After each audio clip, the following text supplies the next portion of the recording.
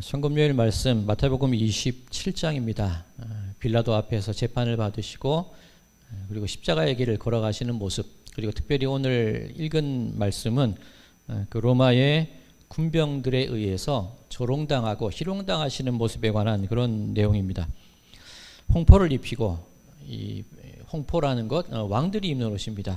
그리고 가시관을 엮고, 왕들이 왕관을 써야 되는데 가시관을 쓰셨죠. 갈대를 들리고, 홀이라고 합니다. 왕들이 들고 있는 그런 통치의 도구입니다. 이 모든 것들이 희롱하는 거예요. 예수님을 진실로 왕으로 대접하는 것이 아니라 저들의 놀잇감으로 그렇게 희롱하는 것이 군병들의 모습입니다. 침 뱉고 그 갈대를 뺏어서 예수님의 머리를 치고, 그렇게 예수님을 조롱하는 것이 사람들의 모습이었다는 겁니다. 그런데 오늘 말씀을 보면 예수님의 육체적인 고통보다는 조롱당하심, 희롱당하심에 말씀에 초점이 맞춰져 있는 것을 볼 수가 있습니다. 물론 육체적인 고난, 고통 한이 없으셨겠지요. 그런데 성경은, 특별히 마태복음은 예수님의 조롱당하심에 많은 그런 초점을 보이고 있다는 겁니다. 그럼 예수님의 탄생의 순간은 어떠셨을까? 그 어린 주에서 눌 자리 없어 그 귀하신 몸이 구유에 있네. 우리가 성탄절이 되면 부르는 찬양의 가사입니다.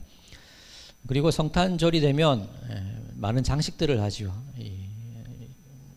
양과 소들이 있고 구유가 있고 예수님이 누워 계시고, 그리고 따뜻한 모닥불이 피워져 있고, 엄마의 품 안에 안겨 있는 평온한 예수님의 모습, 동방박사들이 예물을 드리고 목자들이 찾아오고 천사들이 노래하는 그런 조금 목가적인 모습의 탄생을 우리는 생각을 합니다. 그런데 우리 현실을 한번 생각해 보시자고요. 가실 데가 없어서 짐승들이 머무는 곳에 계셨다. 그리고 그 구유의 아기를 받았다. 얼마나 힘겨운 순간이었을까. 지금도 많은 그런 여성들이 열악한 환경에서 아이들을 출산하고 있습니다. 전혀 낭만적인 장면은 아닙니다. 그리고 동정녀 탄생이라고 할 때 우리는 그것을 신학적으로 해석을 해요. 그죠? 예언의 성취.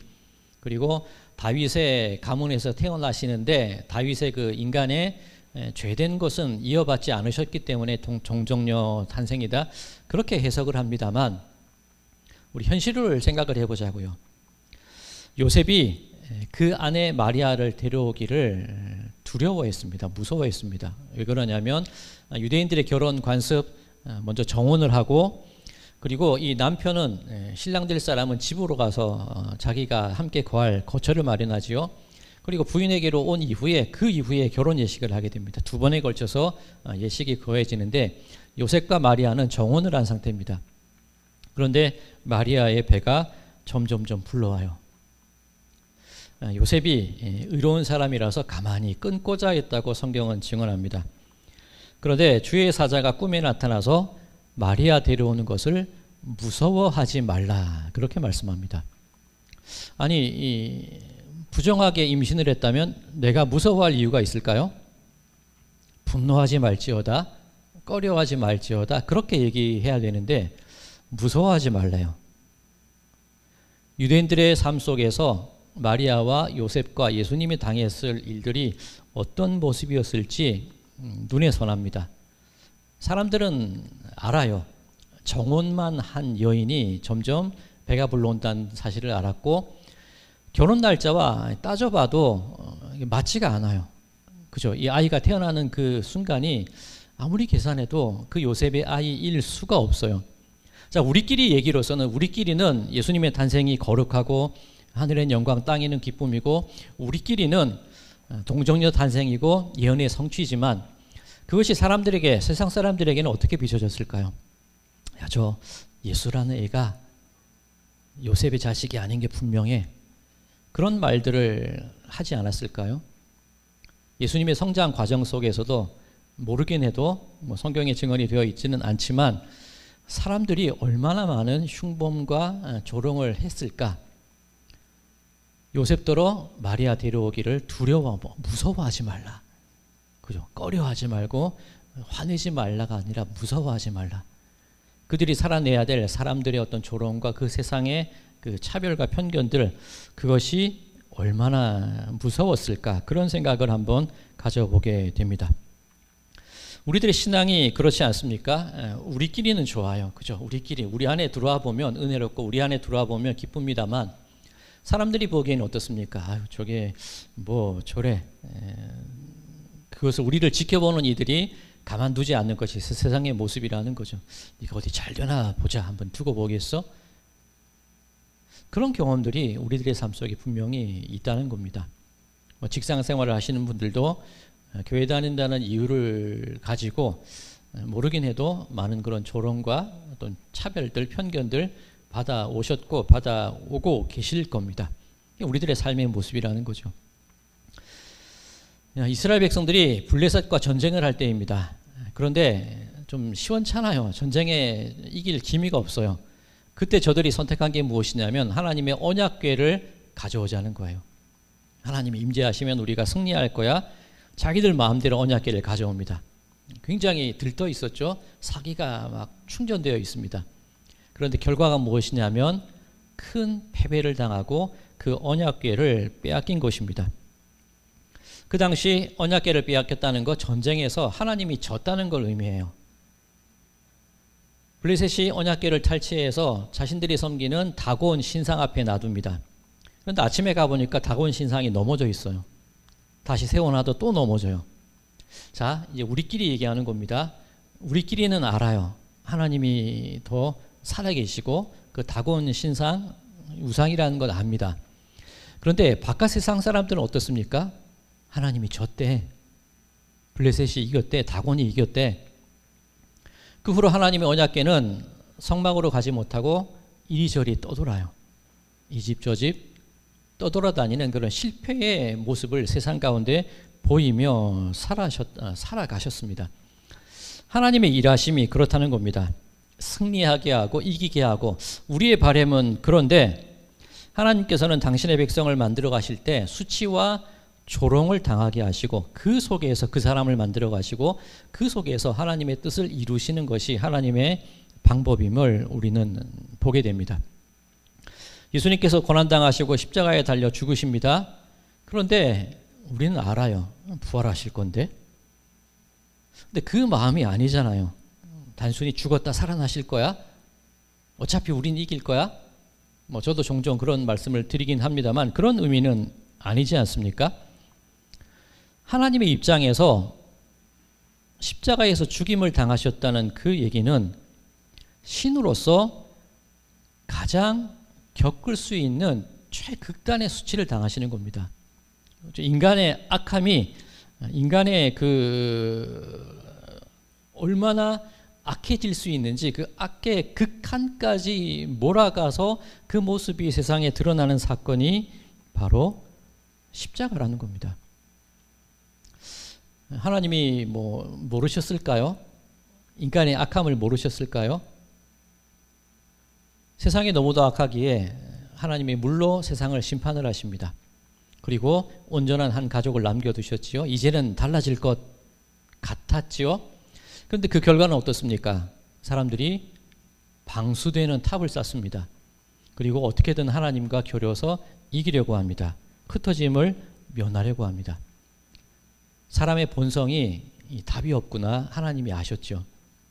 그런데 포기하시는 것이 아니라 그 악한 본성, 그 살아가는 사람들이 있다면 그래 어디 한번 악해질 대로 악해져 봐.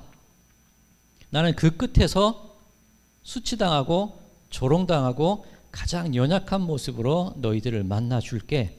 그것이 하나님의 결단이셨다는 겁니다. 제가 정말 싫어하는 사람들이 있습니다. 가끔 이 설교회도 그런 표현을 하곤 하는데 큰 사고나 재난이나 어려움이 있는 사람들을 바라볼 때 그 유족이나 그 가족을 향해서 조롱하는 사람들, 그죠? 그 비난의 댓글을 다는 사람들 저는 정말 싫어합니다. 그런 얘기들을 가끔 설교를 통해서도 드립니다만 우리들의 모습 아닙니까? 우리들의 마음 한켠에 모두가 가지고 있는 거예요. 비난하는 것, 조롱하는 것, 누군가를 수치스럽게 만드는 것, 그렇게 누군가를 극한으로 몰아가고자 하는 그 악한 본성이 우리들에게 있다는 겁니다. 그런데 하나님이 일하시는 방법이 그거라는 겁니다. 그 극단으로 치닫고 있는 사람의 악함 속에서, 그 수치하고 조롱을 일삼는 사람들 속에서 그 모든 것을 친히 겪으심을 통하여서 그렇게 사람을 만들고 당신의 일을 해나가는 것이 하나님의 방법이셨다는 겁니다. 알파와 오메가, 그죠? 창조와 심판의 때가 있습니다. 그냥 데려가시지, 그죠? 그런 말씀들 많이 하시죠. 그냥 끝내시지, 그냥 데려가시지. 창조하셨으면 그냥 당신의 나라를 이루시면 됩니다. 그냥 쭉 직선으로 나가면 되는데 하나님은 그 길을 택하지 않으세요. 굳이 돌아가게 하시고, 굳이 멀리 가게 하시고, 굳이 어려운 길을 가라고 말씀을 하십니다. 우리는 그것을 하나님의 실패라고 생각을 해요. 저 예수는 요셉의 자식이 아니야. 언약궤가 뺏겼지? 하나님 진 거야? 저봐, 나라도 빼앗기잖아. 성경의 모든 이야기가 그거 아닙니까? 겉으로 보기에 우리끼리는 좋게 해석을 하는데 세상의 시선으로 보면 철저히 지고 빼앗기고 도망가고 갇히고, 그 얘기가 성경 속에 가득 들어차 있는 얘기입니다. 이사야 53장 2절 말씀입니다. 그는 주 앞에서 자라나기를 연한 순 같고 마른 땅에서 나온 뿌리 같아서 고운 모양도 없고 풍채도 없은즉 우리가 보기에 흠모할 만한 아름다운 것이 없도다. 인간의 악한 습성이, 악한 본성이 얼마나 강한지 예수님을 그냥 내버려 두지 않는다는 거예요. 우리들의 마음이 얼마나 완악한지 서로를 그냥 놔두지 않는다는 겁니다. 그런데 그런 수치와 조롱 가운데 그 모든 것을 경험하면서 하나님의 사람이 만들어지고, 그 수치와 조롱을 겪어가면서 하나님의 뜻을 알아가고 그렇게 살아가는 것이 우리들의 모습이어야 한다는 겁니다. 고린도후서 4장 7절 말씀입니다. 우리가 이 보배를 질그릇에 가졌으니 이는 심히 큰 능력은 하나님께 있고 우리에게 있지 아니함을 알게 하려 함이라. 우리 인생이 그렇다는 겁니다. 거기에 하나님을 담아야 되는 거예요. 저도 이 승리, 영광 잘 사용하는 단어이기는 한데 세상의 역사 속에서 하나님의 영광, 하나님의 승리를 강조했을 때 어떤 일이 일어납니까?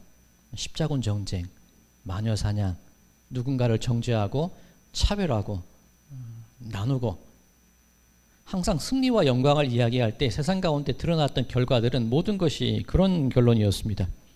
하나님의 능력을 내가 가졌어. 그 왕의 권위를 내가 가졌어. 그 권위대로 세상을 올바르게 이끌어야 돼. 그 끝에는 언제나 인간의 악함만이 드러나는 겁니다. 예수님의 십자가가 그거였잖아요. 자기들끼리 하나님 잘 섬긴다고 한 일이 그 일이었다는 겁니다. 그런 우리가 가져야 될 삶의 모습은 승리, 영광, 저도 쓰는 단어이긴 하지만 먼저 수치와 조롱당함 속에서, 실패함 속에서, 그 질그릇 속에서 하나님이 어떻게 나를 만들어 가시고 어떻게 세워나가시는지를, 그것을 믿음의 눈으로 바라볼 수 있는 그 모습이 우리들의 모습이 되어야 한다는 겁니다. 그런 말씀 하시죠. 너무 힘들어요. 그 방법밖에 없으실까요? 저도 힘들어요. 저도 힘들고 어렵습니다. 그런데 분명한 것은 그 속에 그 수치와 조롱과 내가 할 수 없음을 깨달으면 깨달을수록 하나님께서 하나님의 당신의 마음을 조금씩 넣어주고 심어주고 계시다는 것을 느끼게 돼요. 알게 됩니다. 그게 바로 십자가라는 것 기억하시기 바랍니다. 힘드시죠? 왜 이래야만 됩니까? 다른 길은 없습니까? 하나님께 묻고 싶으시죠? 그런데 하나님이 그 속에 하나님의 뜻을 담아두셨다는 것 믿으시기 바랍니다. 그렇게 우리 성도님들을 살아가게 한다는 것 믿으시기 바랍니다. 우리 지금 성금요일을 보내는 지금 이 내 험악한 인생 속에 찾아오시는 그 하나님을 기대하고 소망하는 마음으로 오늘 이 성금요일의 시간을 보내시는 우리 모든 분들의 삶이 되시기를 주님의 이름으로 간절히 축원드립니다.